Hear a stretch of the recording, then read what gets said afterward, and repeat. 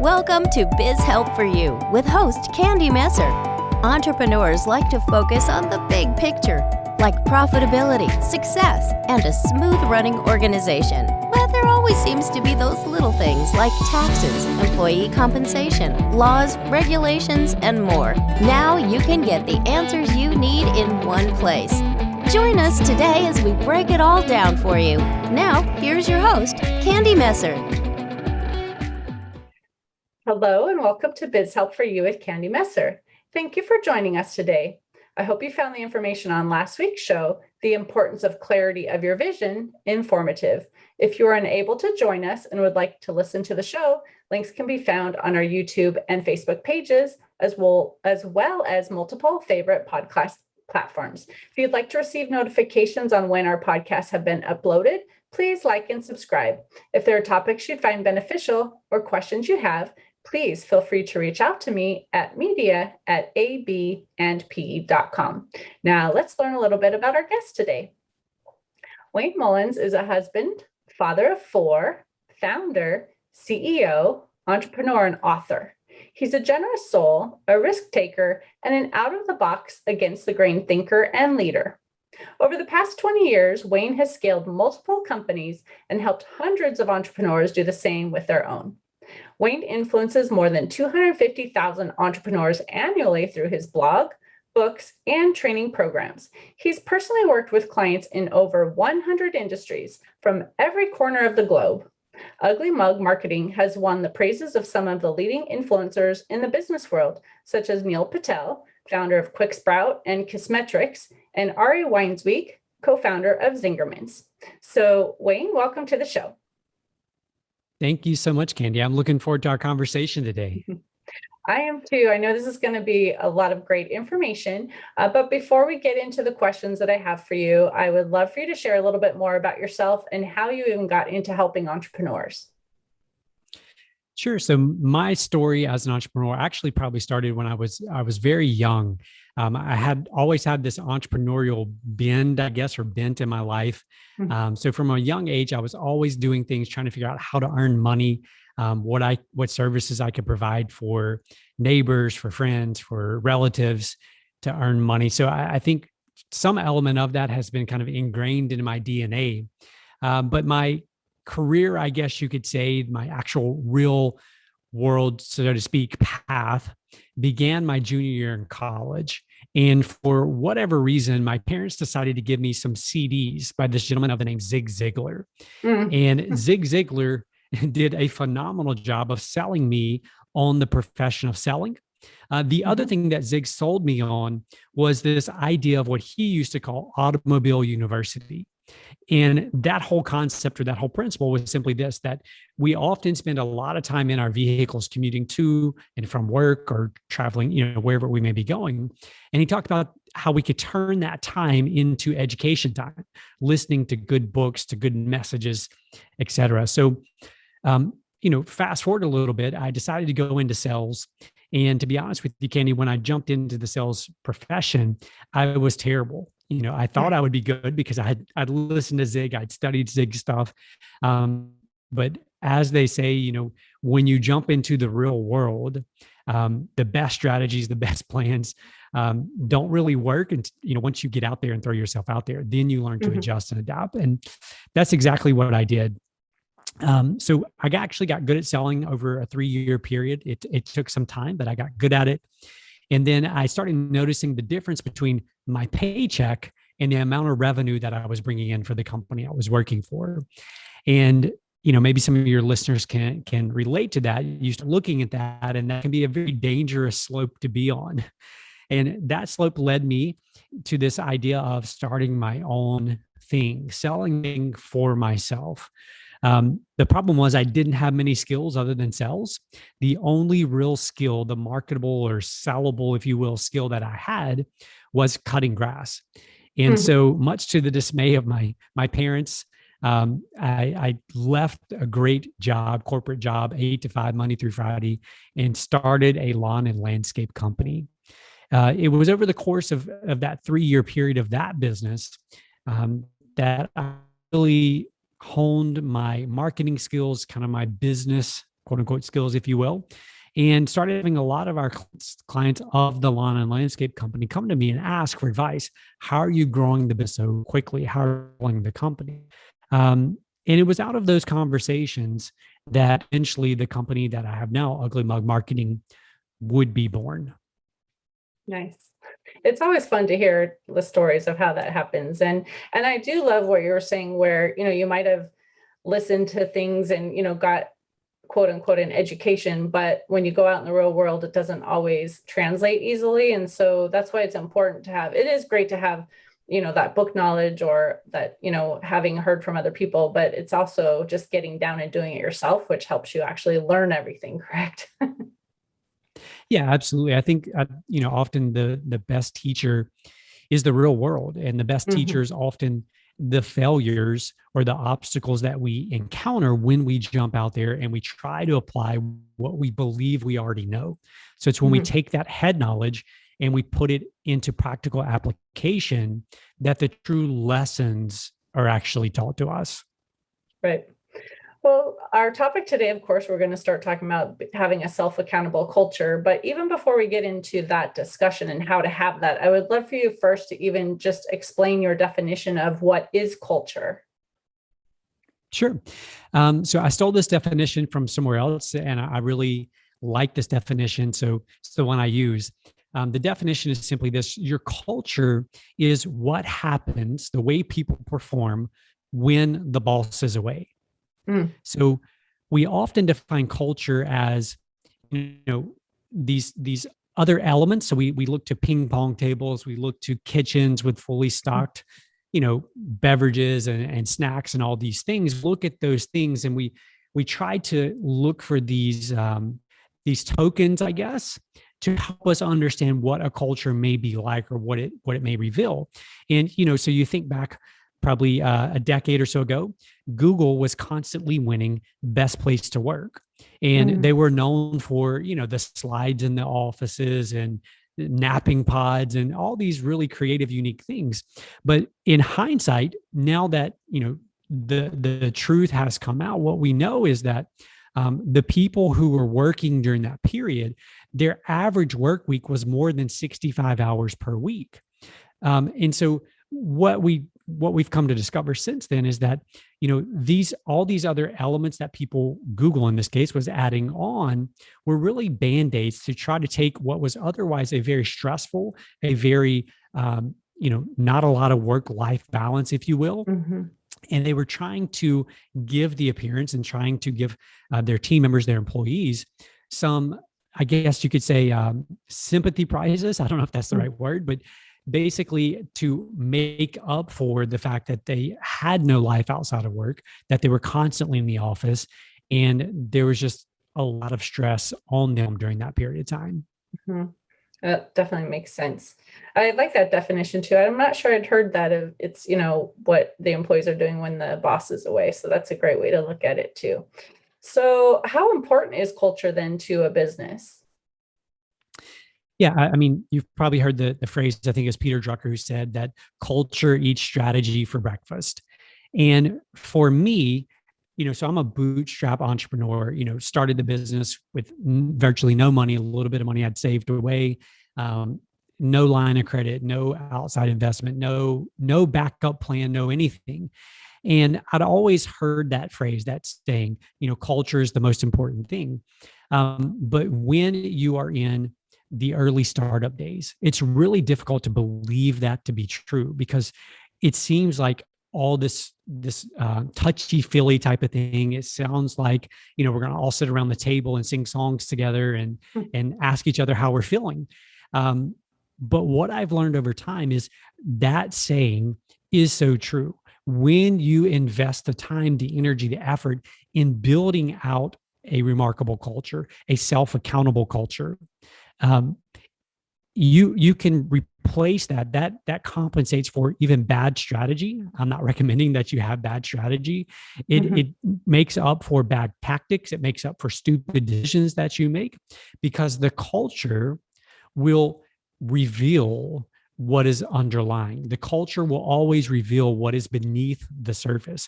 And if you have that culture, the culture of high accountability, of um, of a results-based culture, those things will always rise to the surface, even and particularly when the boss is away.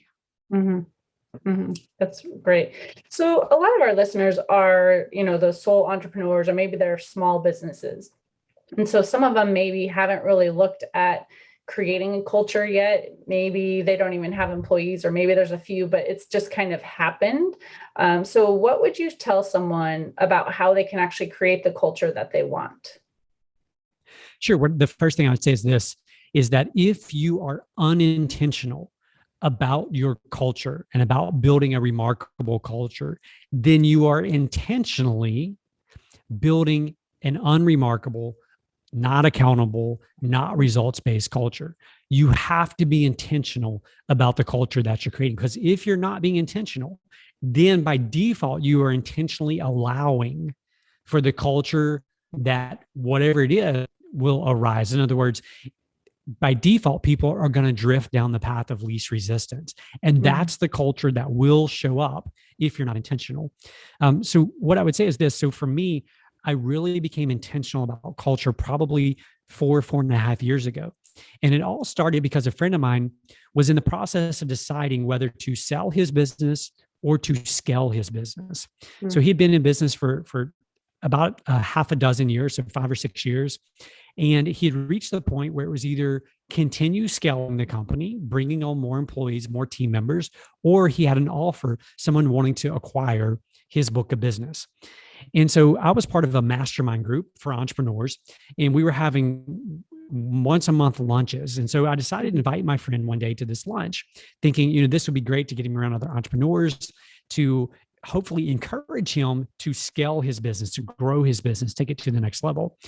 And so he shows up, and as luck would have it, that particular day, the conversation was employees.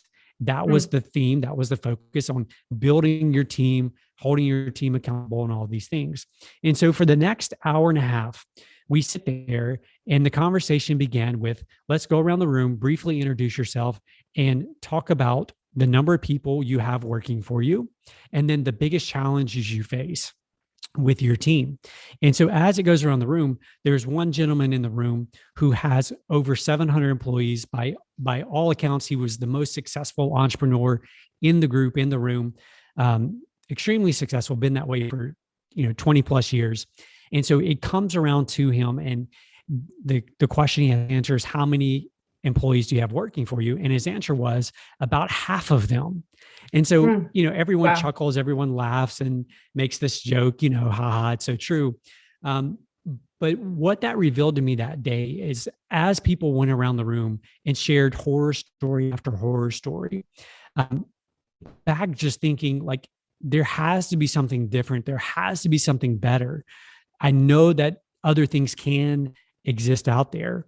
And so I became intentional at that point to really dive deep into leadership, dive deep into culture, and make that a central point of my focus going forward.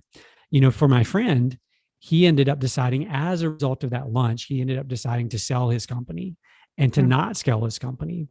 But I think all too often, particularly for entrepreneurs, we are so busy with so many things. We're wearing so many different hats that culture becomes this thing that gets pushed to the side, and we justify it by saying it's really not that important, that we'll deal with culture when the time comes. And what I can tell you is, I wish I had been more intentional much sooner about culture. And it's so true. I think we just look back, when we first start our businesses, it's just us. We don't necessarily know what we always should be doing, and then things kind of happen. So I think it's true. And that's why I like to have these episodes, to help educate, the business owners on these topics. I'm glad we're talking about this today. But I'd love to talk about then too, what is the role, if any, for, their mission, their vision, the core values of their company in building that culture? Yeah, Candy, that again is a question that I would say, for so long, I neglected those things. I knew about those things. I heard so many people talk about their importance, and I honestly just dismissed those things. I just said, It's not that important. It's not that big of a deal. And then again, as I really dove into building out a culture, what I came to realize was, your mission, your vision, your values, those things become the North Stars, the guideposts, the guide rails for your culture. And one of the things that we discovered several years back, and this is one of the centerpieces of what I believe is our culture and what I believe makes our culture, self-accountable and high performance or results-based, is this. It's called the field of play. And so if you think about a football field, and if you're starting down at one end of the football field and your goal is to make it all the way down to the other end to the goal line to score the touchdown. So, you think about that on a sheet of paper, if you will, or just the football field. For each team member on your team, your goal is to help them figure out what is the goal line for their role. In other words, what does it look like for them to win? What does it look like for them to put points up on the board to be successful? And so that is where we want to help them, one, figure out what that looks like. And number two, we want to help guide them on what steps may be necessary to get there. Now, in that field of play, just like in the real football field, over on one side of the field, you have an out of bounds. And on the other side of the field, you have an out of bounds. And so for us, over on one side of the field, we have what are called terminal out of bounds. In other words, if you go out of bounds in one of these ways, it's more than likely going to result in termination. And so that list is fairly short and it's fairly obvious, right? So if you steal from the company, if you lie to a client, it's all the things that we all know, like, if we do these things, we're going to get fired. The difference is we have them in writing. So it's crystal clear. Like here's there may be half a dozen of those things. There's not very many. But if you do these things, chances are you're going to get fired for doing these things. On the other side of the field, the other out of bounds are what we would call operational out of bounds. In other words, these are the ideals that we want to operate to. Now, it's okay occasionally if you step out of bounds on that side, right? So if you step out of bounds operationally, we're going to have a conversation that says, hey, it looks like you stepped out of bounds here. Here's what our expectations are. Here's what they say. Here's how you kind of violated those. We need you to step back in bounds. And so what would then happen if it gets violated again, that conversation gets a little bit different, a little bit more direct. And we just want to make sure that there's clarity around that expectation. I think, a side note here, I think that as leaders, as entrepreneurs, all too often, we end up frustrated at people on our team for violating something that hasn't been clearly expressed. So unexpressed intentions are a breeding ground for frustration. And so it's so important that we're clear. And that's why for us, having this field of play where we have our expectations lined out and they're very crystal clear, so that when someone steps out of bounds, we can go to the document, we can meet with them and we can say, look, here's exactly why and where you stepped out of bounds. Do you see how that's an issue? And then what do we need to do to step back in? So the field of play for us has become really a centerpiece of the culture. And what it does is it helps also keep us aligned with our vision, with our mission, and our core values, which again serve as the guidepost for these out of bounds marks. Right. I like that. I haven't heard that description before of how to look at it, but I think it's good. And of course, reminding the managers or the business owners, you do have to spell out, your expectations and, this is where you need to operate to meet the guidelines and the expectations, and not doing that is unfair to the employee as well, and so that could cause frustration on their part as much as frustration in your own, management style, like saying, why isn't this person, doing what I expect? Well, if you didn't explain it to them, how are they going to meet that standard? Yeah, it's so true. And I think that, for me, I can speak for myself for sure. I was so guilty for so long of not understanding the difference between explicit communication and implicit communication or implied communication. And I think what happens is when we get frustrated with someone on our team, the very first place to start is by looking and saying, was the expectation explicitly communicated, or was it more implicitly communicated?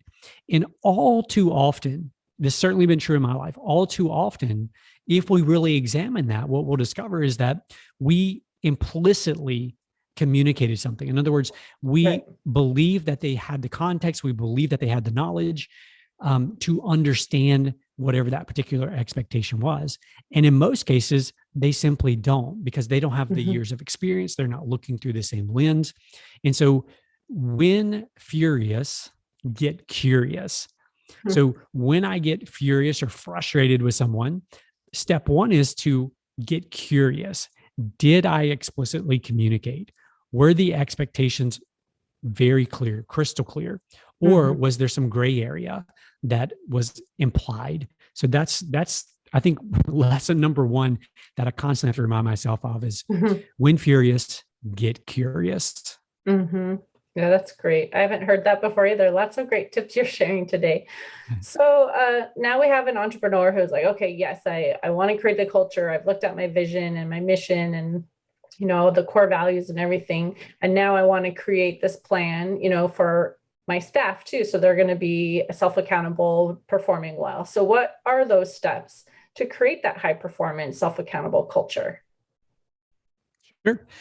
So, you know, let's go back to the field of play, the football and field analogy. Without a vision for your organization, how can you possibly expect your players on your team members to understand where the goal line even is, right? If you don't have a clearly defined vision for what success looks like, what the future you hope for, you intend for looks like, you cannot be frustrated at them for not understanding or not knowing what to do next. And so number one, I would say is we have to take the time to write a vision, a very clear picture of what success looks like at a future point, a point in the future.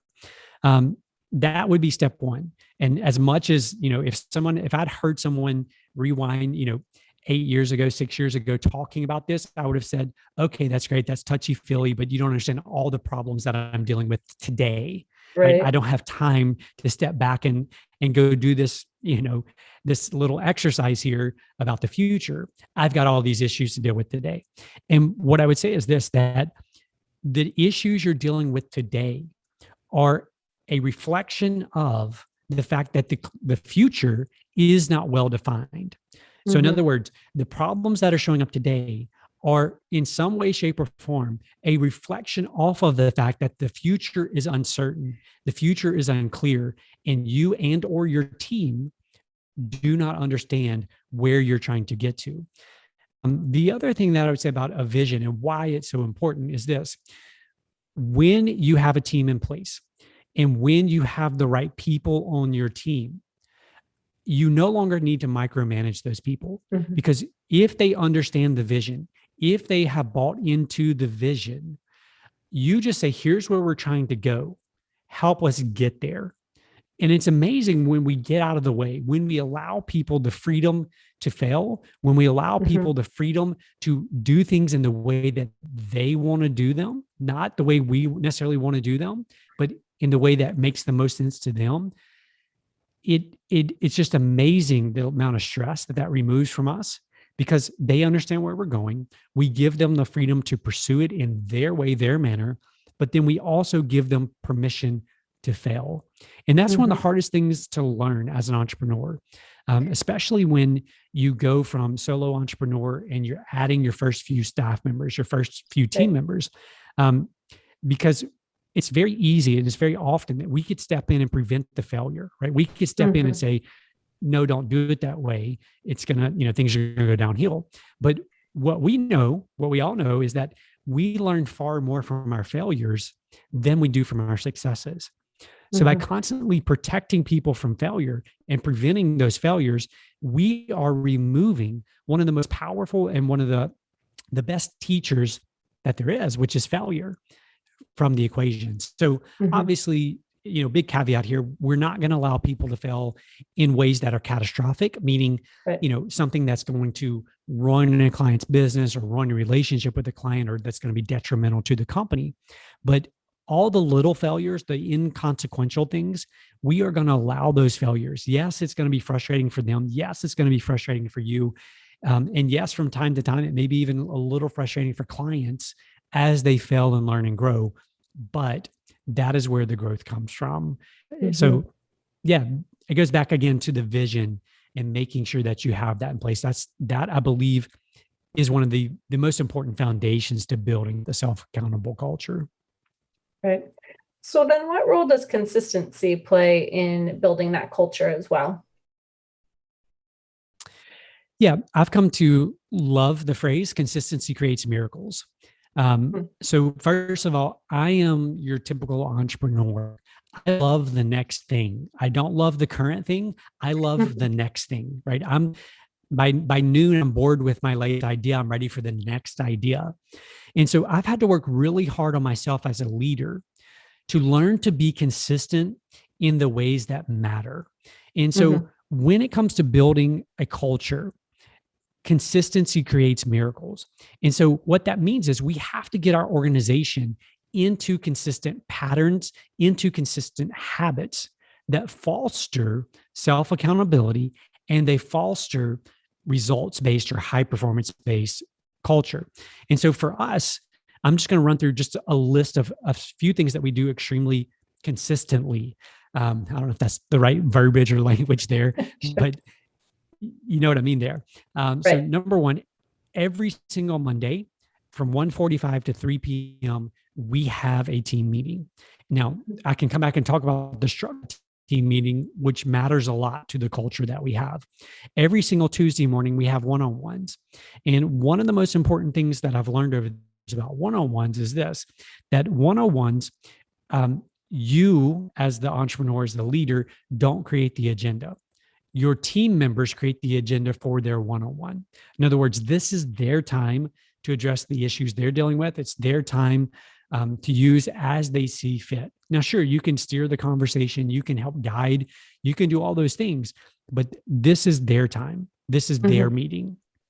The other thing that we do is we do quarterly team meetings. So this, it's almost a full day. It's not quite a full day for us, but this is where we review the last quarter. We look at the field of play. We look at the goals basically that we've each established. How did we do? Where did we land? Where did we fall? What lessons did we learn? Right. So if we hit the goal, what lessons did we learn? If we didn't hit the goal, what lessons did we learn? What failures did we encounter along the way? What failures could have been avoided if we had only known X, Y, or Z? And then we also look forward to the next quarter. Here's what I'm aiming for. Here's my goal line for the next quarter.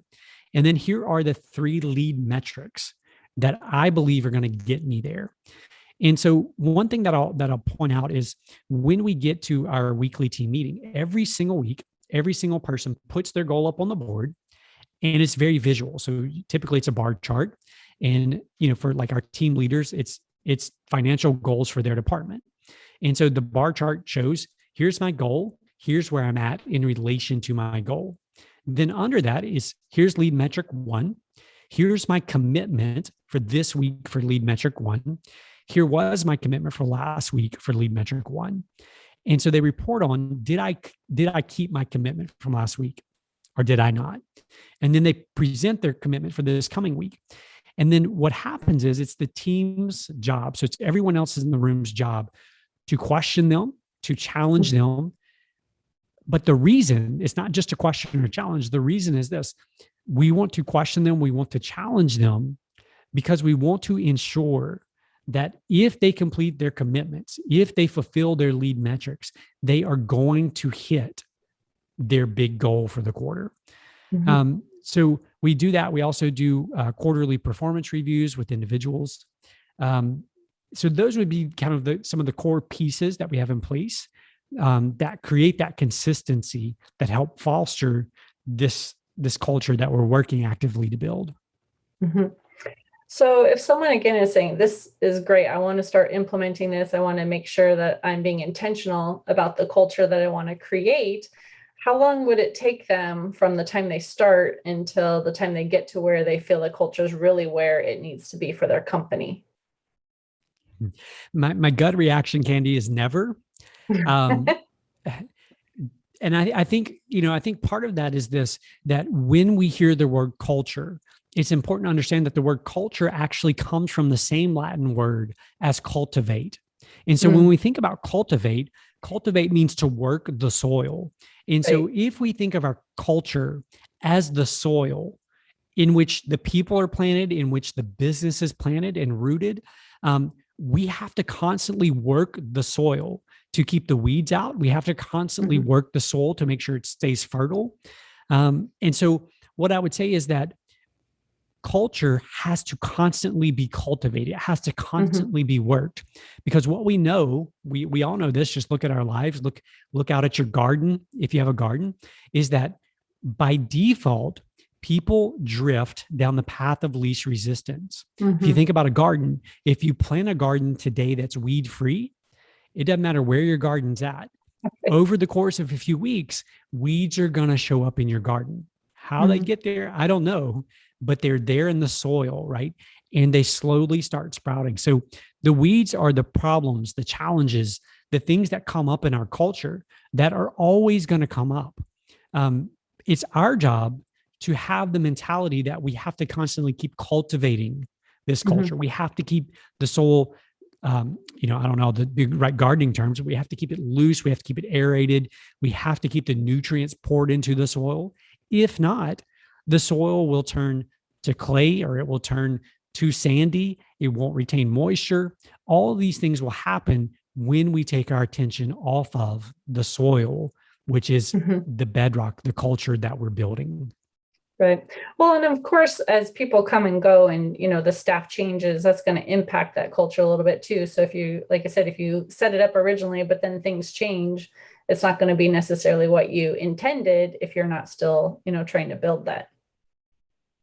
Now that's so true. As people leave, as new people come in, one, when you're small, it's very important to think about this. When you're a small organization, the hires that you make, in other words, the people you bring onto your team, every single one of those becomes a critical decision.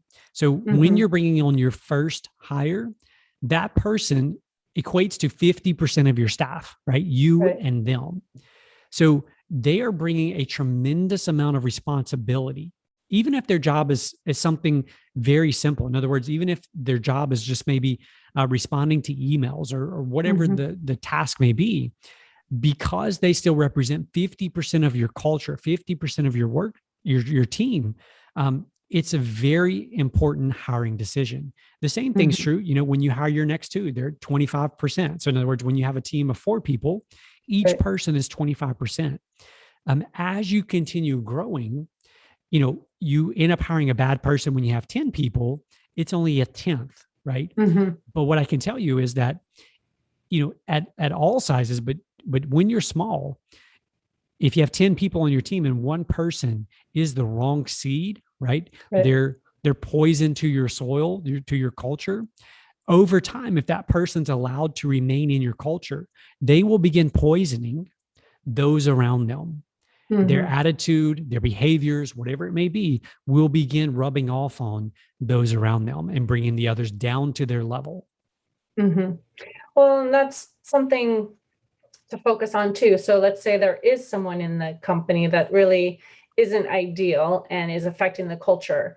What do they do in that case to turn around that culture that's not so great to become what they want? Yeah, I think sometimes the harsh answer is sometimes people do have to be removed to get the culture to where you want it to go. And one of the hardest things for us to do as entrepreneurs is, as we get into the path a certain distance, in other words, we have 1 or 2 or 3 employees and we've made it several years down our path, our entrepreneurial path, it's very hard to shift behaviors that have been ingrained over 3 and 4 years in people. It's very difficult to completely reset expectations for those people. And so some things, that I think one would be looking at, possibly having to remove people. That's certainly an option.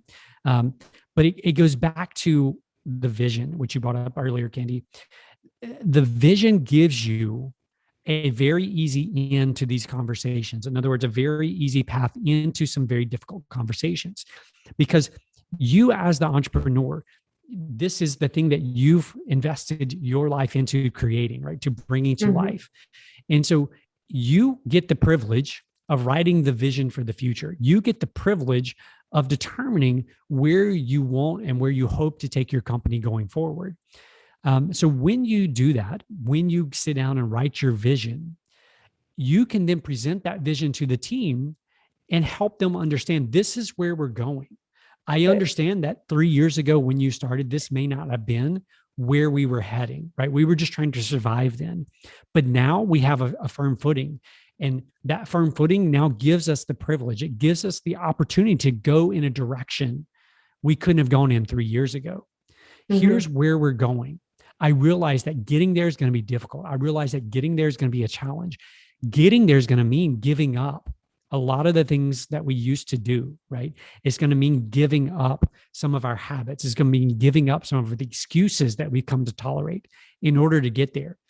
I understand that you may not be willing to commit to get us to that vision, and that's okay, right? So again, it's about communicating where we're going and where our culture is intended to take us. And in light of that context, or in light of that vision, it makes those conversations so much easier. Right. So if you want to make that change in the culture, you realize, things are not where they need to be because they were not intentional about it. And now they're having a meeting with staff and saying, this is where we want to go. And a lot of people, of course, don't like change, right?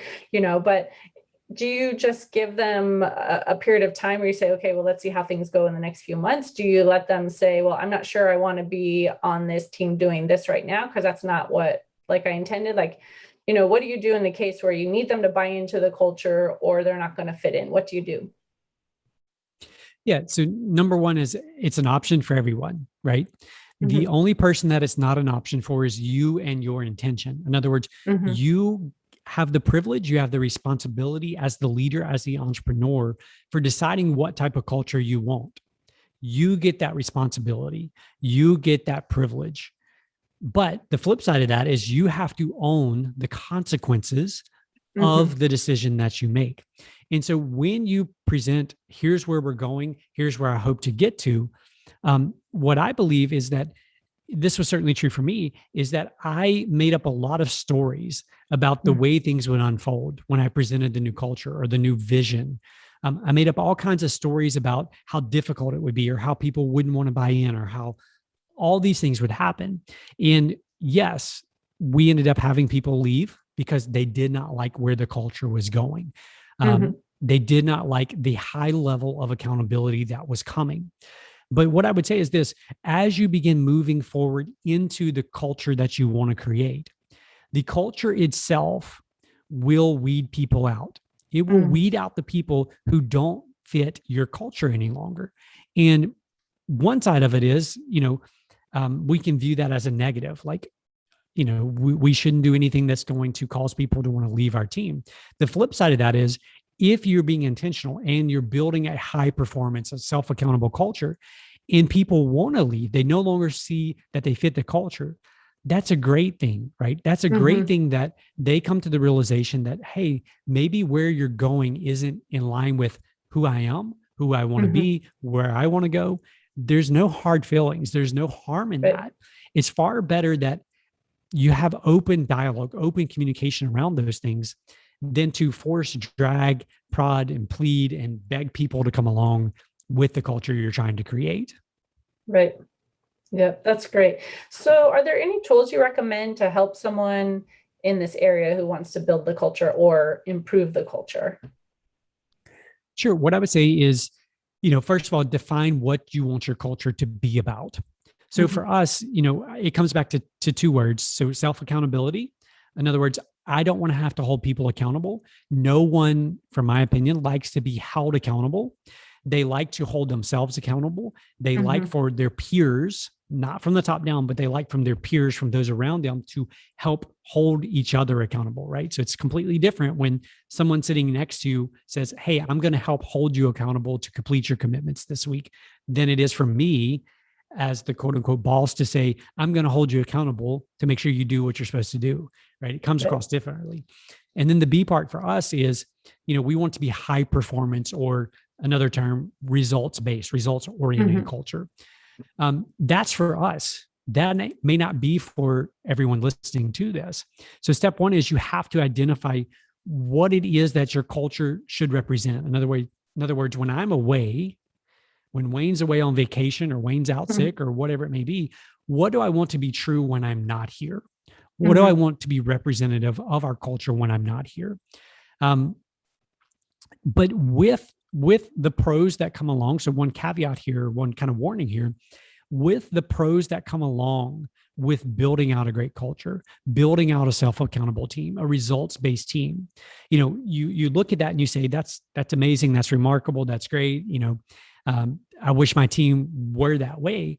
There are also negative consequences that come with that. And what I mean by that is we, on a regular basis, have people trying to steal our team members away from us. We have clients trying to steal our team members. We have competitors trying to steal our team members. We have others in the workforce trying to steal our team members away. And I view it, one side is I could view that as a negative, right? And there's some negative, obviously, consequences to having to hire, retrain, replace, et cetera. Right. But I view it as a positive. I view it as I would much rather have a team that people are trying to steal away than to have a team that no one wants. Right? That's a good point. So I slightly diverged off the original question, but I think step one is to be crystal clear about what you want your culture to represent. Step two is to make sure that the vision for the future that you have written out, don't tell me you've got the vision in your head. I know you do, right? We're entrepreneurs. We do have the vision in our head. Until it's written out, it's not real. Until it's written, it's not real, because you can't communicate to someone on your team what's in your head, because what happens is you end up communicating and things get implied. You imply that they understand certain things about your vision and they don't. So it's got to be written out. It's got to be crystal clear. It's got to be shared. Until your vision is shared with the team, you can't expect them to buy into it. Until you open it up for feedback from them, they're not going to buy into it. In other words, the vision, you need buy-in from the team. And in order to get buy-in, you have to be willing to give them permission to give you feedback, give them permission to suggest edits to the vision, how they see themselves fitting into the vision. So those would be the three things that I would say to start with. Perfect. Well, this has been great information you're sharing. I know we're coming to the end of the time that we have together today, but I wanted to give you the chance to share how listeners can connect with you if they want to reach out and touch base. Sure. The simplest way, Candy, would be for people to go to our website. That's just uglymugmarketing.com. On there, we've got links to our social channels, email addresses, phone numbers, all the good stuff's right there in one spot at uglymugmarketing.com. Okay, perfect. Well, thank you, Wayne, so much for being a guest on my show. I really appreciate it. Thanks so much, Candy. I've enjoyed our conversation today. Yeah, it's been great. I've loved the kind of stories that you've told to just kind of highlight the tips that you were sharing. And so I a lot of them, like I said, I hadn't heard before. So I was very in tune to what you were saying and thought, that was all great information. So thank you so much. You're very welcome. I do also want to thank our listeners for tuning in today. I hope you found this topic interesting and that it answered some questions about the secrets of building a high-performance, self-accountable culture. If you have any additional questions or comments, be sure to reach out to Wayne through the website address that he gave, or you can send us a message at media@abandp.com. And would you please share our show information with those you know? I'd greatly appreciate your support. I hope you can join us for next week's topic, productive responses to business concerns. And please remember, you can connect with us on Twitter, Facebook, and LinkedIn. And my website is www.abandp.com. You can also find the podcast posted on multiple favorite podcast platforms, including Google, TuneIn, Stitcher, iHeartRadio, and Spotify. Until next time, have a great week.